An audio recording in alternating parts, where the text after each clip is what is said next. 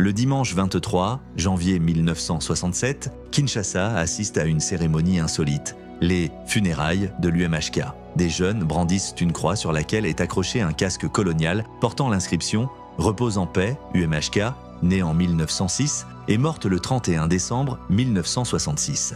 Un Congolais, déguisé en prêtre, conduit la parodie de rites funéraires. Les restes, symboliques du géant minier, sont jetés dans le fleuve pour ne pas troubler les esprits des ancêtres. Quelques mois plus tard, le 20 mai 1967, Mobutu fonde le mouvement populaire de la révolution, le MPR.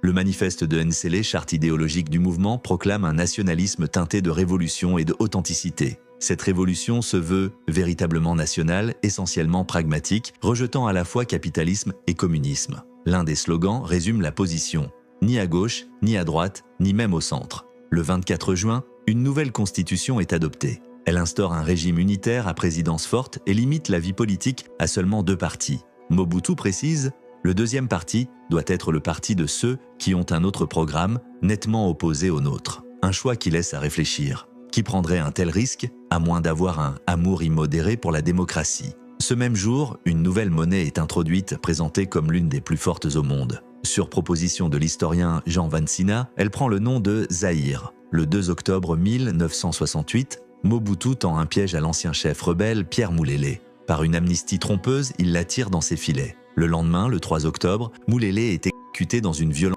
inouïe. Vivant, on lui arrache les oreilles, coupe le nez, arrache les yeux de leurs orbites pour les jeter à terre, ses organes génitaux sont tranchés, ses bras et ses jambes amputés, les restes de son corps, noués dans un sac, sont jetés dans le fleuve. Dans ce climat d'autoritarisme croissant, une nouvelle tension éclate. En 1968, les étudiants congolais réclament la décolonisation de l'université, dont l'enseignement reste calqué sur le modèle belge. Leur protestation inquiète Mobutu, qui convoque une conférence sur la réforme des universités. On y discute non seulement de la décolonisation des programmes, mais aussi des conditions de vie souvent précaires des étudiants. Le 4 juin 1969, lors d'une manifestation à Kinshasa, la tension atteint un point de non-retour. Des soldats ouvrent le feu, tuant un nombre de personnes encore inconnues. Les corps sont rapidement saisis par l'armée, enterrés en masse pour dissimuler l'ampleur du massacre. Mais la nouvelle se répand. Le choc est immense. La popularité de Mobutu en sort profondément ébranlée. Furieux, il ferme l'université, renvoie les étudiants dans leurs familles jusqu'à la rentrée suivante, dissout leurs associations et les absorbe dans la jeunesse du mouvement populaire de la Révolution, JMPR. 30 leaders étudiants sont condamnés à des peines allant de 2 à 20 ans de prison. 2 ans plus tard, le 2 juin 1971, les étudiants organisent une messe en hommage à leurs camarades tombés en 1969. Un cercueil symbolique est porté sur la pelouse et les slogans fusent. Le MPR devient dans leur chant le mouvement des pourris de la République ou encore « mort pour rien ». La troupe intervient, tire en l'air, mais cette fois, aucune victime. Mobutu réagit avec la même fermeté. Il ferme de nouveau l'université et enrôle de force les étudiants dans l'armée pour un service de 2 ans.